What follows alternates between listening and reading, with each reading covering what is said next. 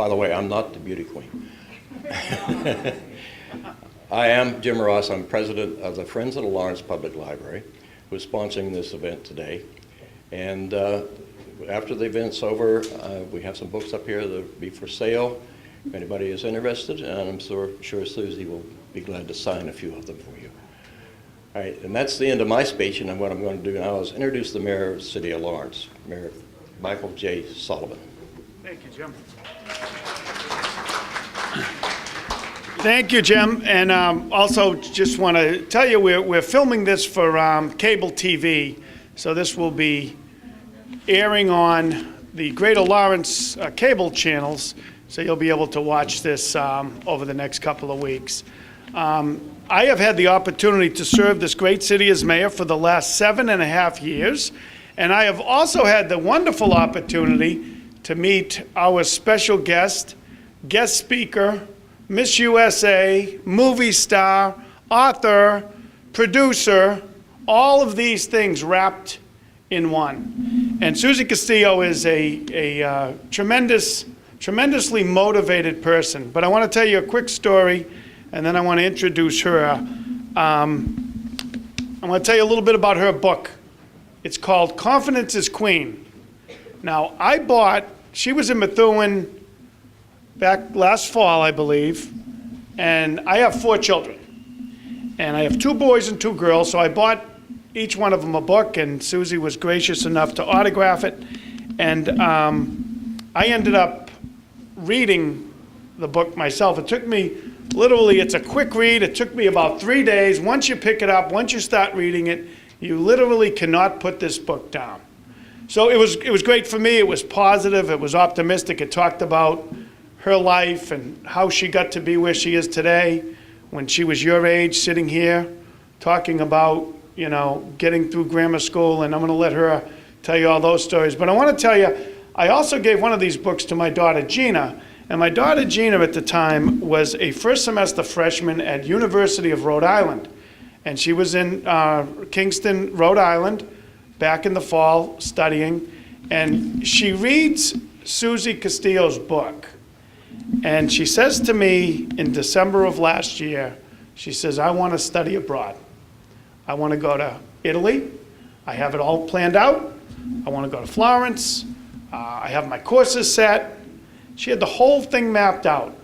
Now, my daughter, Gina, was kind of a very quiet, good student, but very shy person.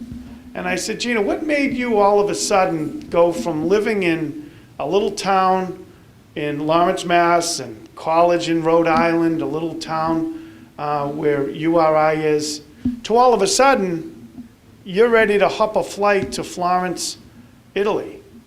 And she said, I read Susie Castillo's book, and there was something in here that gave her not only confidence to know she wants to do that, but there was something in here that said to my Gina, this is an exciting time of your life, and a lot to do with the people you associate yourself with, and also to take chances. Well, I want to tell you, Gina has spent the last 5 months in Florence, Italy. She's coming home tomorrow. She got straight A's. She's been in Greece, Spain, all through Italy, Sicily, and Africa, all in the last 5 months. And she's got pictures in a journal. And I want to tell you, it was the power of Susie Castillo's message to especially young women on they can do anything they set their minds to do. And the part that I enjoyed out of this was it's really all who you hang around with. Because there was some paths in her life where she could have gone down those troubled roads like a lot of her friends did. But she had the choice, and that's the message she tells you is it's up to you.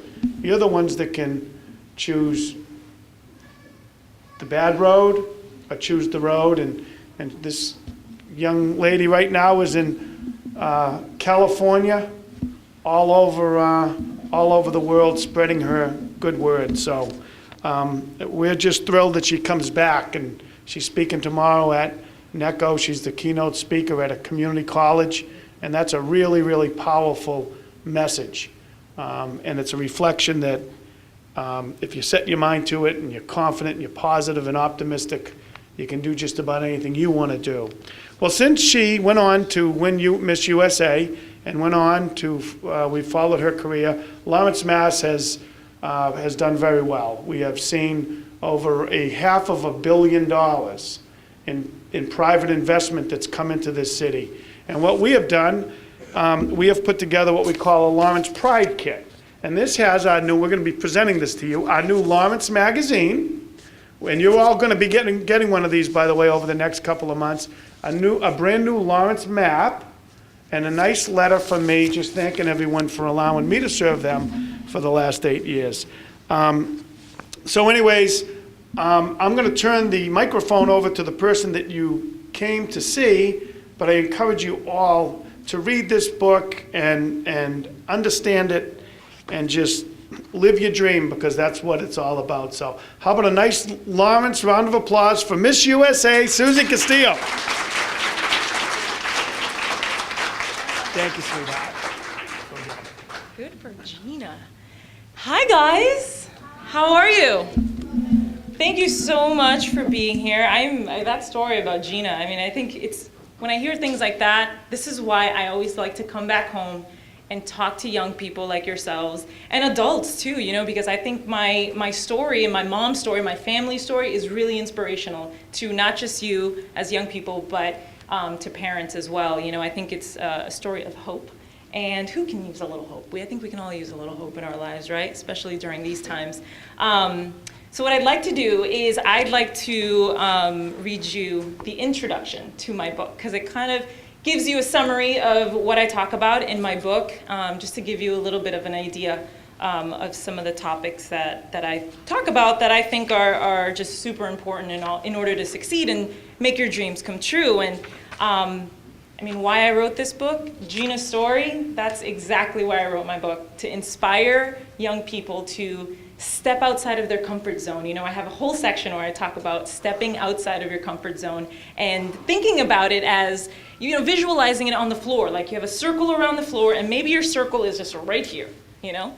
And so every day, take one little step outside that circle and then you're like, okay, now I feel a little more confident. And then the next day, do something else that makes you take one other little baby step outside of that circle. And before you know it, your circle is huge. And you're not shy anymore. Like Gina, she's probably experienced so many amazing, I mean, obviously, the culture that she's seen, you know, by traveling and the people that she's encountered, these are life lessons. And I mean, it's invaluable, really. And so I'm really happy that that I was able to inspire her and that she read my book. And hopefully, you guys will have stories like that as well someday.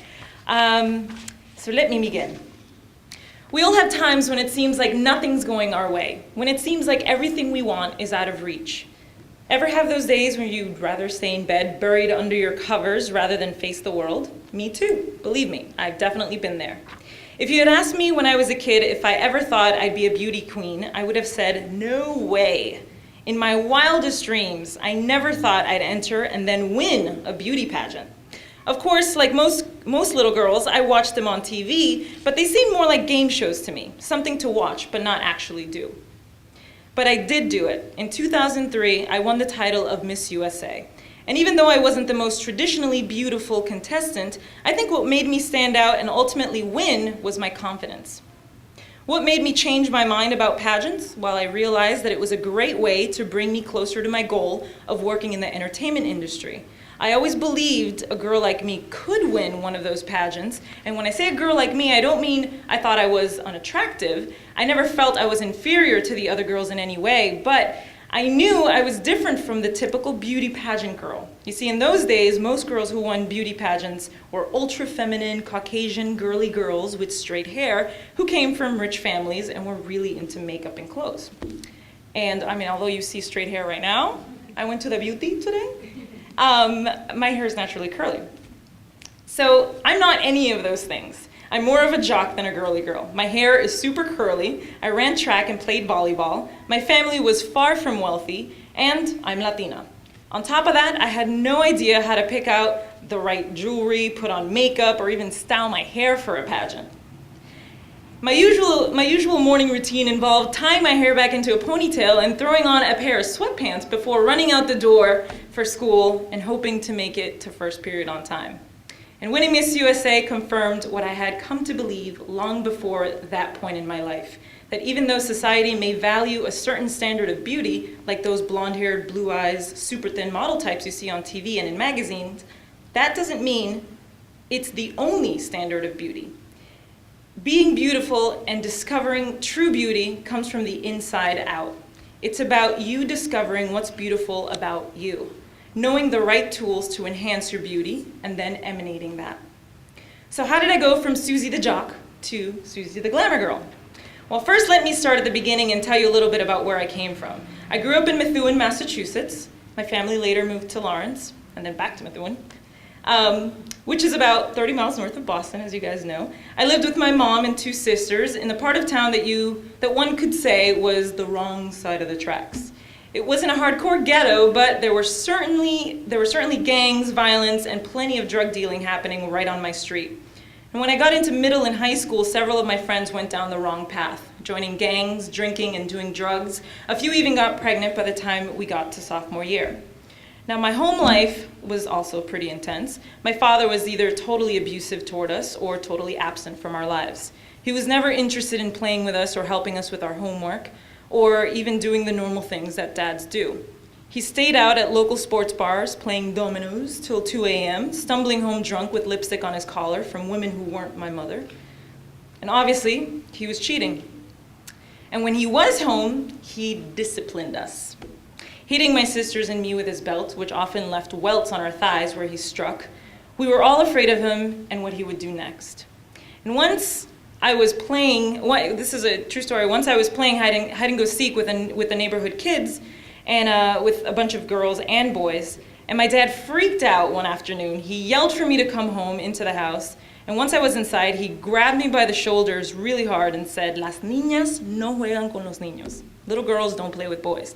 And I remember looking at him in confusion and thinking, well, in school we all play together. In fact, they teach us to play together. How is this any different? And so as a child, I was really confused about that, but I couldn't tell him that. I was too afraid of how he'd react. So I was sent to my room for the rest of the day for being bad. And thinking back about that now, I get really angry because I was just being a normal kid and wasn't being bad at all. Another time, I remember waking up to the sound of my parents yelling. I was hoping maybe I was having a nightmare, but nope, it was all too real. I slowly opened the bedroom door a crack and peered into the living room. My mom was red in the face, crying and asking Dad where he'd been all night. My father grabbed my mom's throat and shook her to the ground, trying to get her to be quiet. It was awful. All she wanted was for her husband to stop cheating on her and come home at a decent hour to be with his family. So Dad stomped out of their apartment that night, leaving my mom crying in a heap on the living room floor. So I ran out of the bedroom to see if I could help my mom. She had me call the police to report my dad because her English was so poor. So there I was, a 5-year-old little girl on the phone with the Methuen police station and trying to explain to them what my dad had done. Now, even though my childhood was less than ideal, all the stuff that happened to me made me a really, really strong person.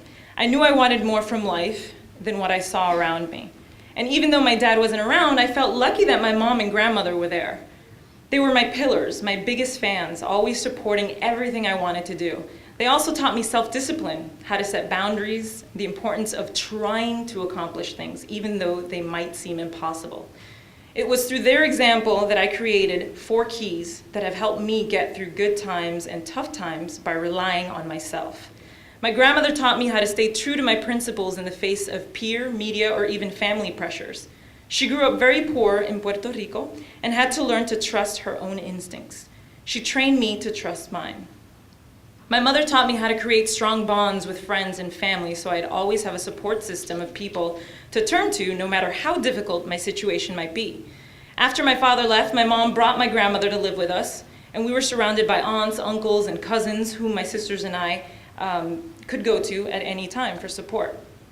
My mother's resilience in the face of my father's abandoning our family showed me that even if certain parts of my life weren't perfect, I had the power to control my destiny. She took 2 and sometimes 3 jobs to support us, and because of her, I knew I wanted Because of her, I knew anything I wanted to accomplish, whether I was taking charge of my own health or setting goals and achieving success, was possible. I always thought that someday I'd write a book, but I wasn't sure exactly what I would write it about. I knew I wanted to tell my story and encourage other young women to take control of their lives and follow their dreams just like I did. But it wasn't until 2003, when I won Miss USA, that I looked back over my life and thought, wow, how did I do this? How did I get here? I had accomplished every giant goal that I ever set in my life, yet I knew there was still so much more to accomplish. I realized how amazing my achievements were and started to consider what led me to that success. And part of my job as being Miss USA required going to public speaking engagements, so I often spoke at high schools, conventions, and other events. Often I'd speak to troubled kids from my very own neighborhood. That was always really rewarding because I could totally relate to what they were going through. Bless you. I knew because I'd been there. I grew up in the same neighborhood and same streets that they had.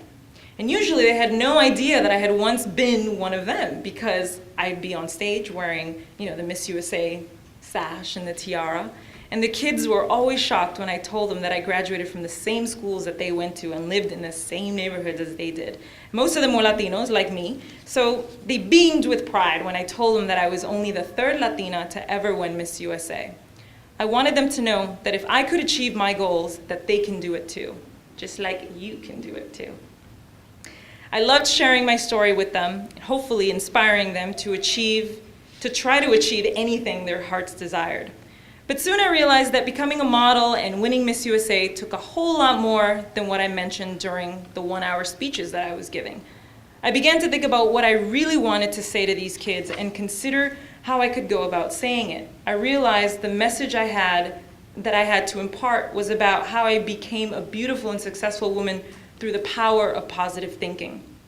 I looked back over my life and discovered that I had created a prescriptive plan for myself that consisted of 4 specific parts. The first one, cultivating my spirituality. Secondly, creating healthy relationships. Third, taking charge of my image. And lastly, turning my dreams into reality. In fact, at first, I didn't even realize I'd been following these set of guidelines, but now I recognize that I've been following them practically my entire life. I think these guidelines came about through a combination of my mother's strong principles, which she instilled daily in my sisters and me, and my own internal desire to succeed. Now, looking back over my life, I began to analyze events in my life and characteristics of my personality. I had always done my best to be a good person and treat people with the respect we all deserve. That resulted in a deep caring for others and a true love for myself. I've always had great support from my family and always returned that love. I enjoyed fashion and tried to look my absolute best, even if I was wearing sweatpants and going to a game. I've also been writing my goals down and posting them on my wall since I was 14 years old. But like I said, it wasn't until I became Miss USA that I was able to look within myself and recognize that all those years, something extraordinary had been guiding me. That's when I decided to write this book and tell my story, which is one of hope, inspiration, and truth. I decided to call these guidelines keys because that's how I see them, as keys that can unlock your true strength and lead you on a path of self-discovery, empowerment, success, beauty, and ultimately, confidence. These keys are what helped me go from being a girl from Methuen, Massachusetts to becoming Miss USA, an actor, a radio host, an MTV VJ, a spokesperson for Neutrogena, and now a published author. They are my rules to live by, and I want to share them with you, so I hope they will inspire you to stay true to yourself and find success in whatever it is that you choose to pursue. So that's part of my intro. And so that's exactly what I did. I sat down and I thought about what was it that helped me succeed in life and get to this point.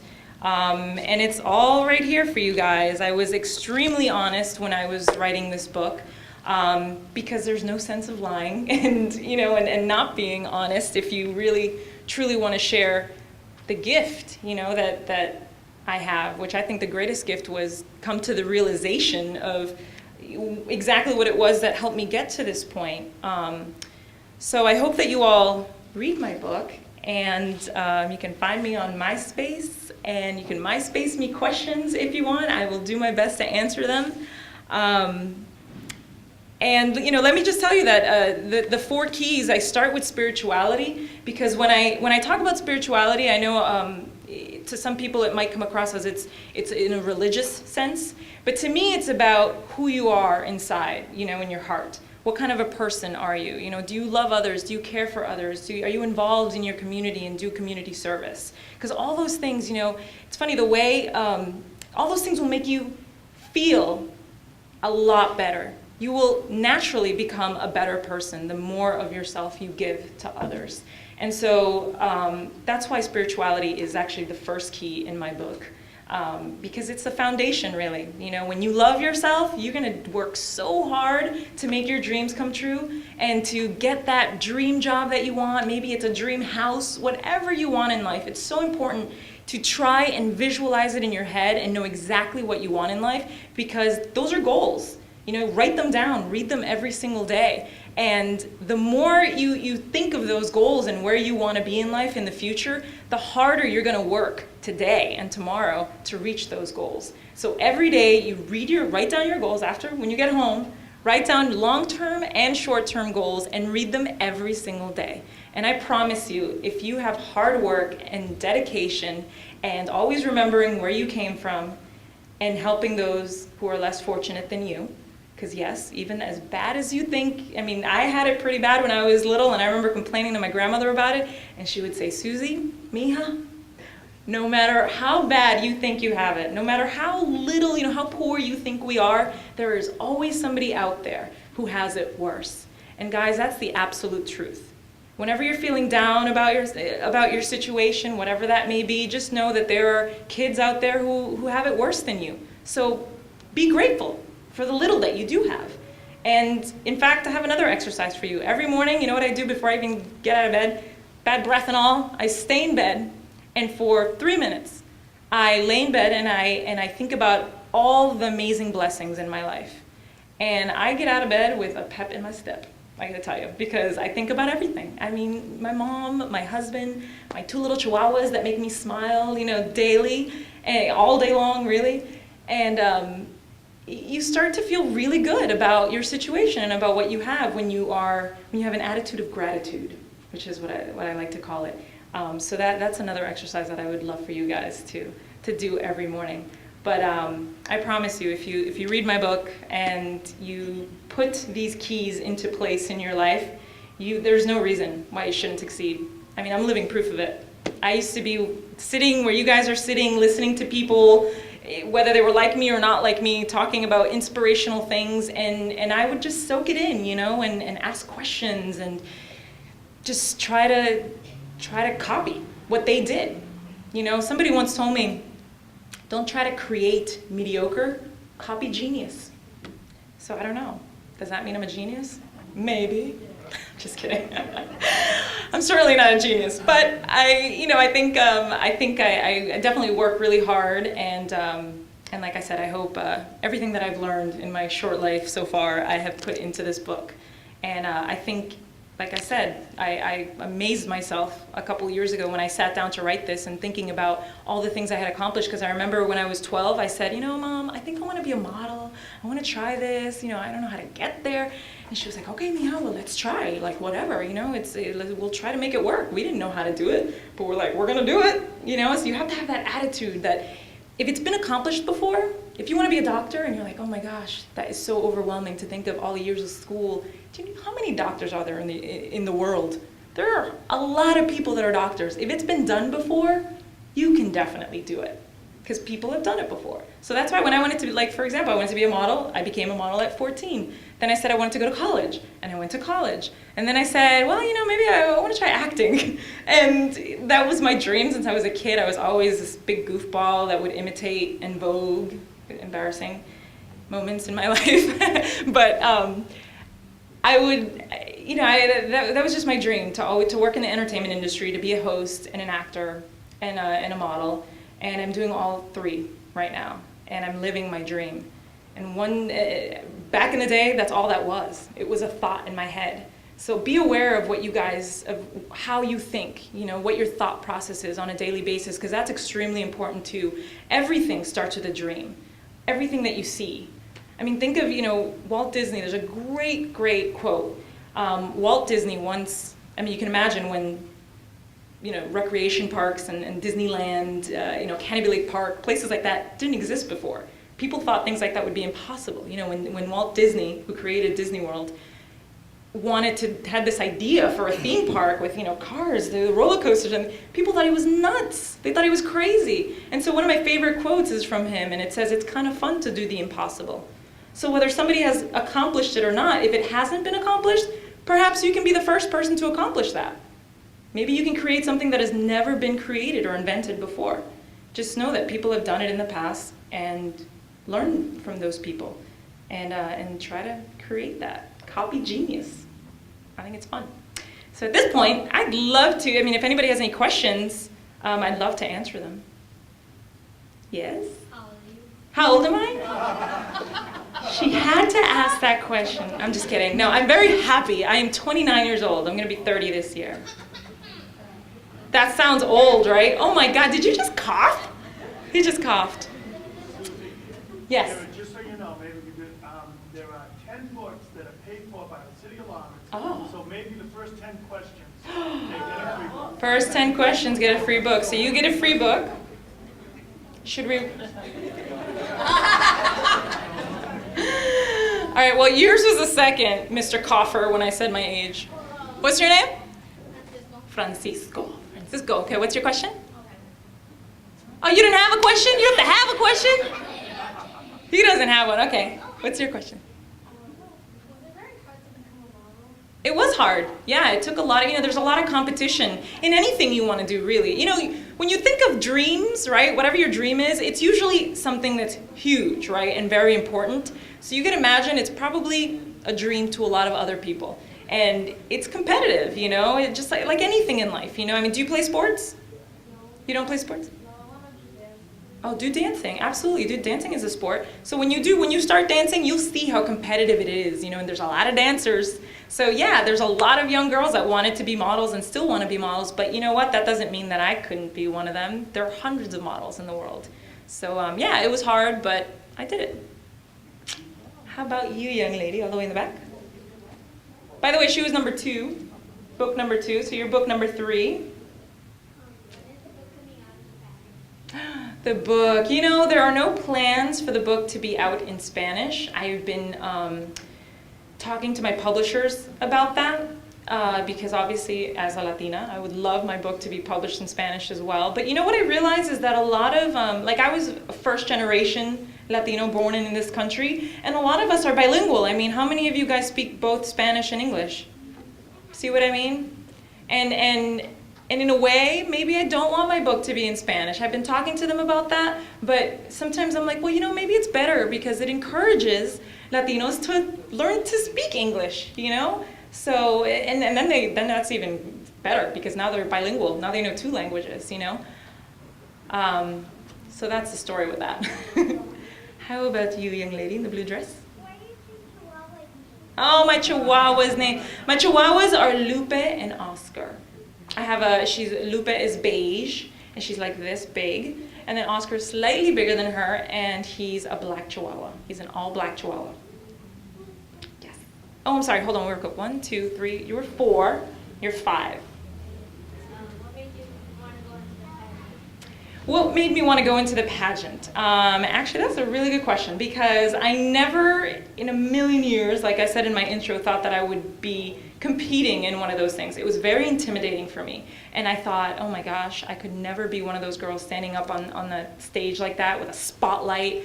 You get asked a question and millions of people literally are watching you on TV and hundreds in the arena where the pageant is taking place. And it's just your voice talking. And that's a lot of pressure, and I never thought that I'd be one of those girls, but what made me enter it was I saw an amazing opportunity in the pageant to, if I won, to get exposure so that I could be an actor and a host and do what I'm doing now. And honestly, deciding to enter the pageant was what opened that door for me in the entertainment world. It's extremely, I was talking to you about competition. With your question, in LA, it's super competitive. Every restaurant you go to, the waiters are all actors. Everybody's an actor. It's like a sea of beautiful people because, you know, all these people flock to Hollywood because they want to be actors and models, you know, and hosts. And I knew that I didn't want to go there and just and not have an agent, not have a good manager. So once I became Miss USA, I sat down with the president of the Miss Universe organization who organizes the Miss USA pageant. And I said, you know what, guys? I'm like, I'm here to be Miss USA for a year, you know, that's my duty now that I've won this pageant, but it's not my ultimate dream. Like, what I need from you is to introduce me to good agents and good managers so that I can be an actor, because that's why I'm here, you know, and they said, awesome. 2 weeks later, I had a meeting with a great agency, they represented Halle Berry. I remember Googling, before I even won Miss USA, I Googled Halle Berry agent, and the Willie Morris agency popped up. And that was my first Hollywood agent, was the Willie Morris agency. And when I had my meeting with them, I thought that I was just having a conversation with them. I didn't think that at the end, the agent would say, well, you know what, we'd love to work with you. I was like shocked. I'm like, really? Awesome. And they helped me get my MTV job, and I just hosted a fun show on NBC called Superstars of Dance. I don't know if any of you guys watched it. It was on in January. And I also got a role on Tyler Perry's House of Pain as Mercedes Hernandez. Saucy young girl she is that lives next door to the Pinks. And it's been fun, you know, it's been a wild ride. But that's the other thing, is that you guys should definitely look for, you know, there are a lot of opportunities that are right there in front of your face, and then there are others like the Miss USA pageant that I didn't really want to do. And then I looked into it and I was like, huh, this could be a really cool opportunity if I win, you know? And maybe if I don't win, maybe I make some connections while I'm at the pageant. You know, and I studied it. I got hold of past tapes, past Miss USA tapes, and I went to the Miss Massachusetts USA pageant, and I tried to look like a Miss USA already, you know, and I won on my first try, Miss Mass USA, and then I went to Miss USA and won Miss USA. So that was a long answer to your short question. Okay, so what book number were you? You were 5. Okay, so let's go over here. Yes. You. Yes. I'm 5'8". Like 5'10", I think, right now with the 4-inch heels that I'm wearing.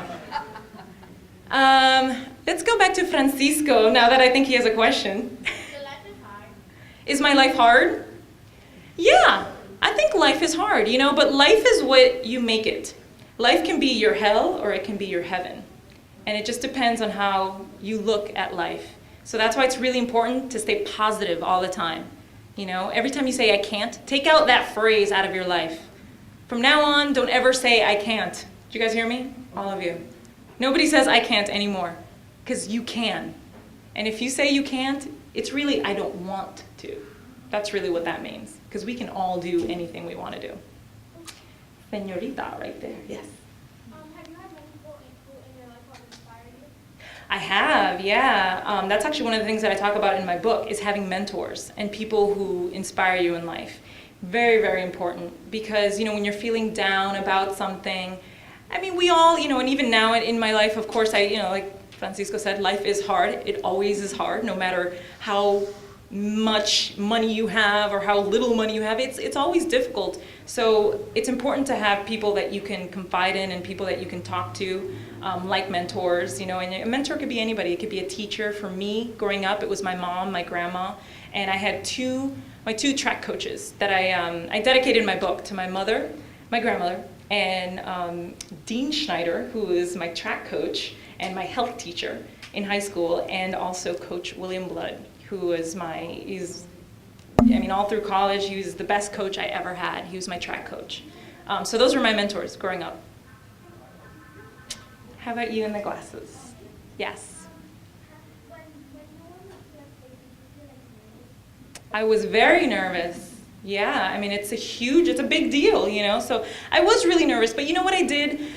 And I do this still today. Whenever I get nervous, like before an audition or an important meeting or something like that, I say, I'm not nervous, I'm just excited. That's what this feeling is. It's not nervousness, it's excitement, you know, and I'm like, this is awesome. I want to be here, I want to do this, you know, I wanted to win Miss USA. And a lot of times when you think you're nervous, you know, you psych yourself out and you end up doing poorly at what you set out to do. So it's important. That's switcheroo. I talk about that in my book too. Do a switcheroo and turn the nervousness into I'm excited. The green, all the way in the back. And by the way, I think you were 5, right? Francisco, you were 6. You were book 7. You were 8. You were who? You were the next question, right? So you were 9. Say again? Oh, you were 6? I lost count. Mayor Sullivan, how are you doing over there? Did you? Whoever asked the question, stand up. Oh, that's a great, yes. That way we know where we are. Who asked a question? Did you ask a question? So how many do we have?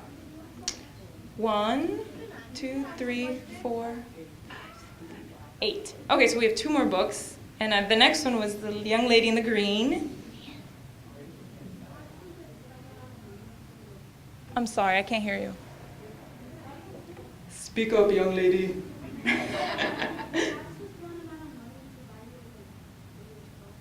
For the pageant? I did. That was another big obstacle that I ran into when I decided to enter the pageant, was that it's extremely expensive. I mean, the gown that I wore to the Miss Massachusetts USA pageant was $2,000. That's a lot of money, and that's just the gown. You gotta buy shoes, you gotta buy jewelry, you gotta buy the makeup, you gotta buy, I mean, the entry fee to the pageant was like, I think $1,000 as well. So it's expensive and it adds up, and you know what I did? Because I certainly didn't have that kind of money. I took my summers and my weekends from school when I wasn't playing sports, and I worked. I got a job at CVS.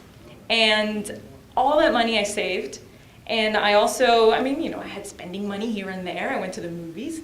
But most of it I saved. My mom helped me out as much as she could. And then I also raised a lot.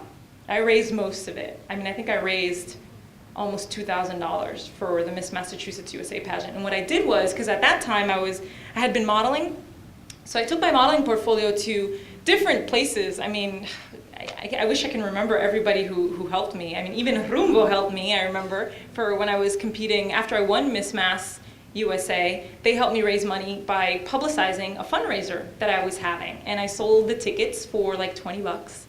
And I had people, you know, different people donate food and drinks, and the DJ donated his time, and I had a great fundraiser, and I gave part of the proceeds to the Lawrence Boys and Girls Club.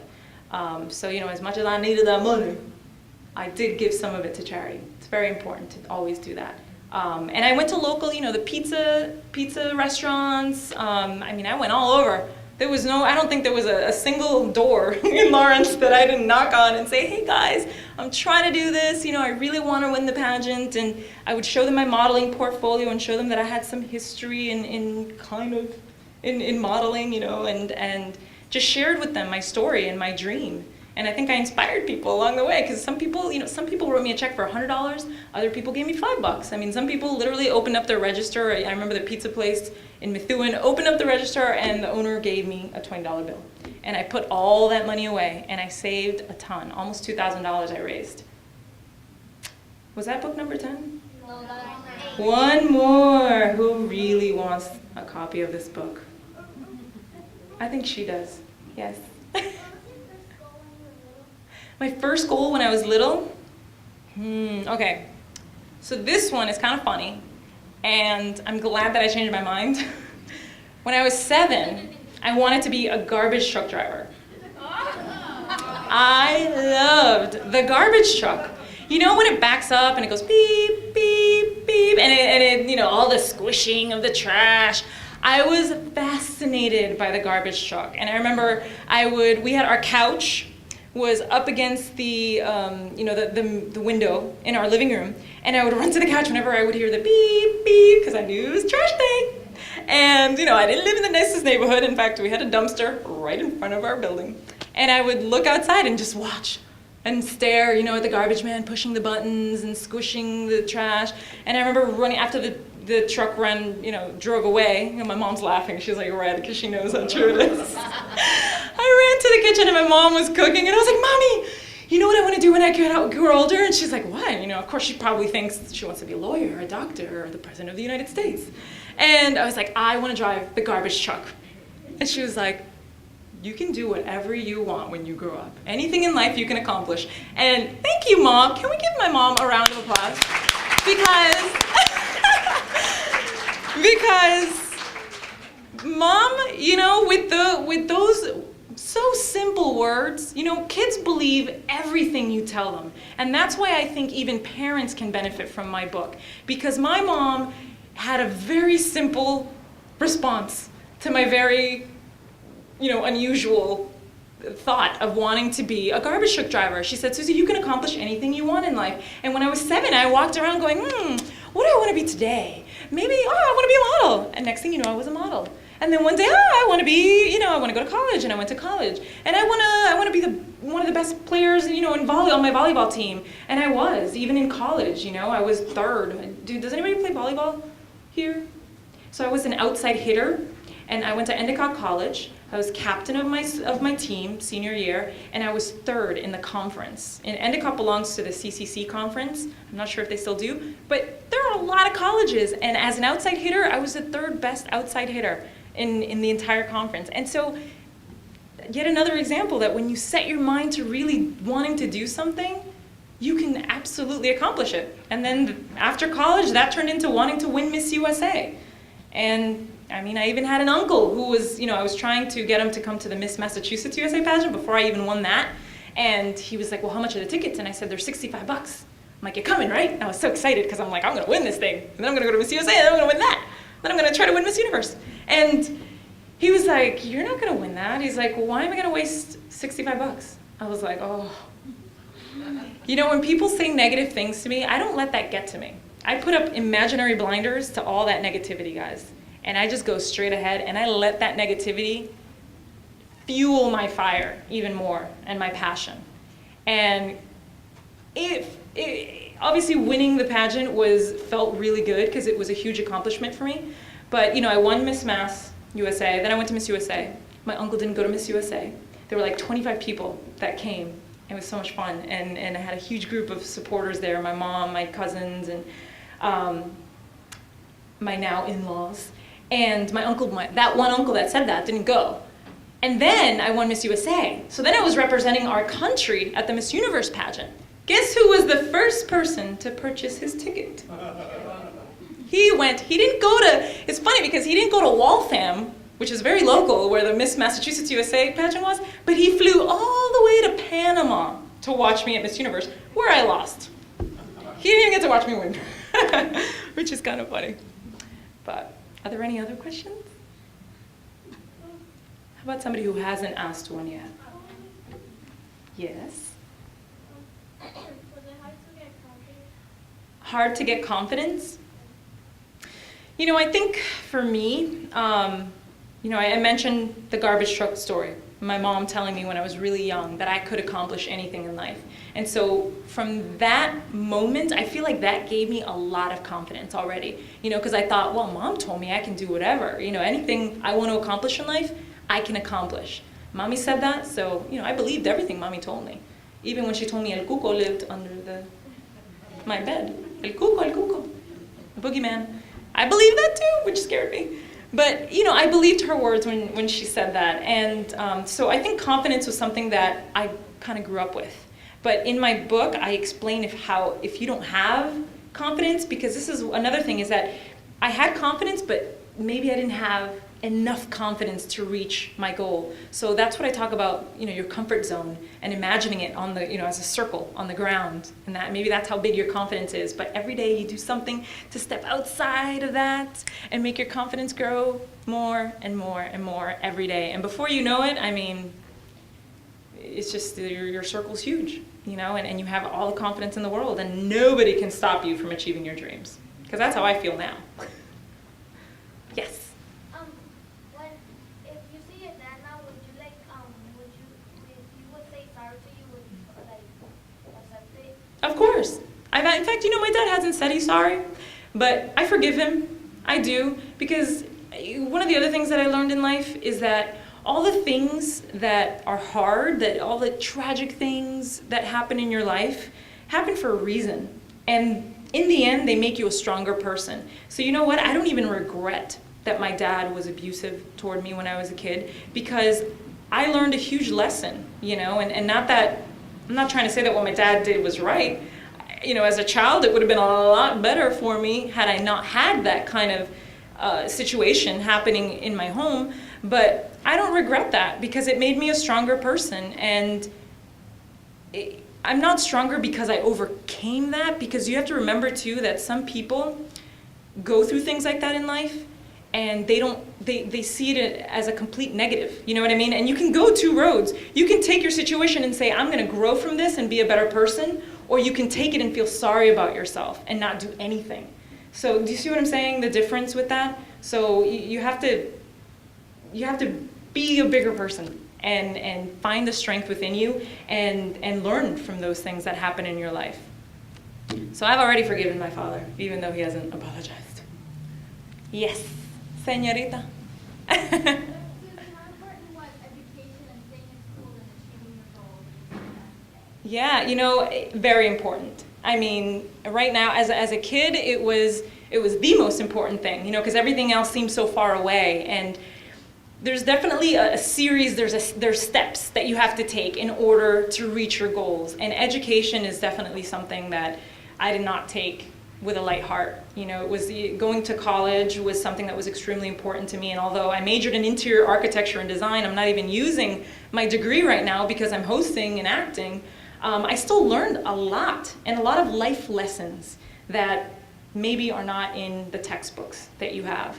So going to school and sports was another thing that I found extremely, extremely helpful. I mean, if there's somebody in this room that doesn't play sports, go try some sports. Make it a process of elimination. Try softball, try baseball. If you don't like it, then try basketball. If you don't like that, try volleyball. There are so many different sports in there, but sports teaches you teamwork. It teaches you how to dedicate yourself, you know? Like one of my first goals, like I said, was to be one of the best volleyball players on my team, because obviously I wasn't gonna become a Hollywood actor like that. But that was one goal that was a short-term goal, you know? And so I set that goal and I achieved it. And I learned through that I had to work really hard to achieve my goals. And I knew that things weren't going to come easily to me, and things weren't going to happen overnight. So, very important. Good question. Yes? Well, we'll take yours first. Well, It's okay, I'll get to her next. In my free time, I don't even have free time these days. What do I like to do in my free time? So, you know, I like to go to the movies. A ton. I mean, being an actor, to me, going to the movies, I mean, it's fun and it's kind of like work too, you know, because I'm studying the way movies are made, and, you know, I take acting class as well on my spare time. When I'm not working, I'm always in acting class, just trying to become a better actor. And yeah, that's what I do. Go to the beach sometimes, because I live I live in Los Angeles, I live in West Hollywood, so Santa Monica is close by, so I like to go to the beach too with my dogs. Yeah. This young boy right here. what was your favorite subject in school? My favorite subject in school, I think it has to be geography. I love like maps, and I mean, I haven't traveled I've traveled to a bunch of countries. Let's see, I've traveled to Panama, to Korea, to Japan. Where else? I've been to Canada, I've been to England and Germany. So 6 places altogether. Well, and Puerto Rico and the Dominican Republic. So I've been to 8 countries. Oh, and Argentina. I've also been to Argentina, so that's 9. But I still feel like I haven't seen a lot, you know? And so I think the love for that, for traveling and wanting to see all these different countries, came from geography, you know? When I learned where the different countries were all over the world, you know, it's just, to me, it was always fascinating and I loved it. So I think that was my favorite. Yeah. Yeah. What advice would you give someone going to pageantry? Yeah. How to prepare? How to prepare for pageants? Well, if you want, if that's a goal that you have, what I recommend is that you do a ton of research. Know exactly what it is that you're going into. And this applies actually not just to pageants, to anything you want to do. I mean, whatever it is that you want to do in life, you have to be prepared. That's what's going to give you the confidence to do well. You know, I mean, that's what gave me the confidence when I went to Miss USA that I needed to win. You know, is that when I went there, I watched so many tapes of past Miss USA pageants. I watched a ton of tapes of Miss Universe pageants because I knew that they were choosing a girl at the Miss USA pageant who was going to represent our country at the Miss Universe pageant. So guess what? My goal when I went to Miss USA was to look like I was at the Miss Universe pageant, not to look like I was a state winner going to the Miss USA pageant hoping to win. You know, I was thinking to myself, I am Miss USA, this is Miss Universe, And I studied the Miss Universe tapes a ton. And then preparation. So, you know, in the Miss USA pageant, well, depending on what pageant you want to do, I mean, for me, it was obviously Miss USA, and the judging criteria is the same at the state level, where you have 3 areas of competition: swimsuit, evening gown, and interview. So what I did was I would practice with friends, and my sister would ask me questions about anything, politics, about my life, maybe my favorite book, and I would practice answering them as if I didn't know her, as if she was one of the judges. So that was my practice and my preparation for the interview portion. For swimsuit competition, it's all about, you know, feeling really confident and obviously looking fit and healthy in your swimsuit. So I went to the gym every single day. I ate really well to prepare for that. And then for the evening gown competition, you know, when I was watching the tapes, obviously, I mean, I wanted to wear something that I felt like $1 million in, and that I look good in, but you know, you have to have the sense of confidence that kind of shines through on stage so that the judges see you, really see you, because there are 51 girls at Miss USA that all look beautiful and all look great and all have fabulous dresses. So I thought to myself, what's going to help me stand out? And that's really what it is. Confidence. It's the key to everything. Who hasn't asked me a question? I think we have double questions. We'll start with you. Can I tell you over there? Pardon? Can I tell you over there? You want? Sure. Can I show you my progress before I do? Of course. Okay. Who else has a question? Yes. What kind of dress did I wear? I wore a halter dress, and it was white because you remember how I said that I watched a lot of the videos, a lot of Miss USA videos? So one of the things that I noticed while I was studying the pageant was that a lot of the girls that won wore white dresses. So guess what color my white dress was? Yes. It was white, and I won. And funny enough, that year when I went to Miss Universe, the girl that won was from the Dominican Republic, Amelia Vega, and Amelia had a white dress on as well. And then the Miss Teen USA pageant happened in August that same year, and the girl that won Miss Teen USA had a white dress as well. It's really bizarre. I don't know what it is about the white dresses and pageants, but it's random. Yes, and the glasses.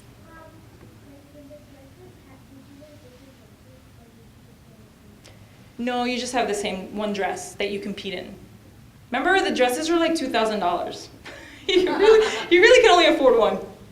Yes. Are you rich? Am I rich?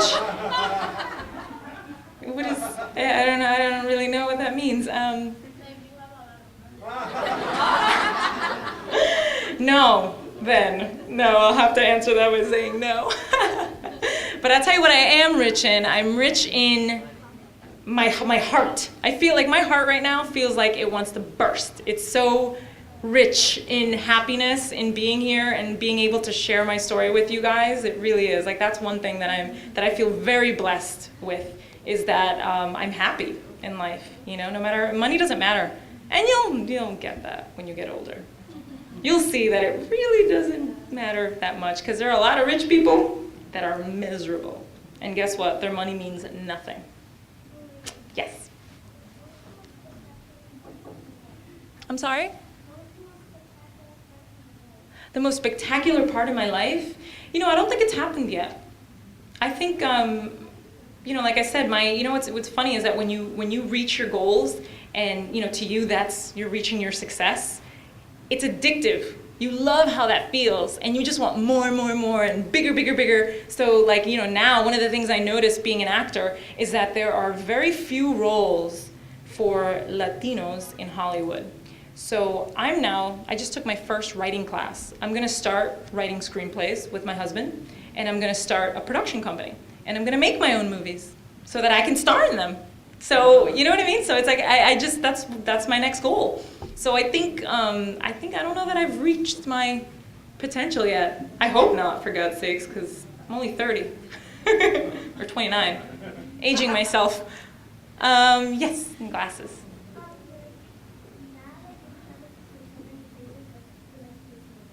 The next place I want to travel to? Actually, after Christmas, hopefully I'll be going to Scotland and to Spain. I want to go to those two places because I did some research on my last name. Castillo comes from it comes from the Spaniards in Spain. My dad is Dominican, so that's where I got my last name from. And the Dominican Republic was settled by Spaniards way back in the day. So I did some research, and I want to go there and see where my ancestors are from, you know, and the country where really I came from. It's my heritage. And Scotland, by the way, not random place. That's my husband. My husband's last name is Leslie, and Leslie is the Leslie family comes from Scotland. My husband is part Scot, so that's why we're going there. Yes. You have kids. I don't have kids. Just my chihuahuas. My chihuahuas are like kids to me. I swear. Yes, time back. Is it time? I could be here all day answering questions. I love doing this. Well, okay, so should we sign books now? I think you signed books now. I think that's a great idea. So the 10, but what did I sign? The 10, does anybody have any important questions? Perhaps something I didn't talk about real quick? Yeah? Last question? What college did I go to? I went to Endicott College in Beverly, Massachusetts. It's a very beautiful campus. It's beautiful. It is beautiful, and it's grown tremendously. You want to go there? Maybe Harvard. Go to Harvard. They do have a football team. All right, guys, so I'm going to come over here, and I think the books, I mean, I'm not sure how many of you know this, but the books are for sale. Yes. Okay, and the 10 books, so the first 10 questions, come meet me over here.